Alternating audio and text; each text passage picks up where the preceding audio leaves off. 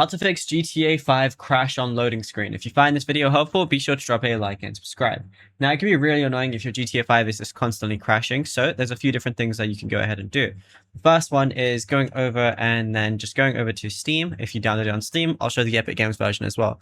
Go over to your library. You're going to see a lot of different things here, but from here, go ahead and find your GTA 5. So this can work on both Enhanced and Legacy. All you want to do is right click, go over to properties, then go to installed files, and then what you want to do is verify the integrity of the game files.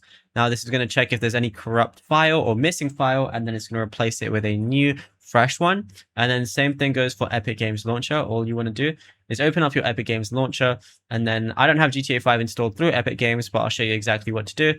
Let's just say, let me just go to a game I have installed, press the three little dots on GTA 5, then go over not to options, but go over to manage.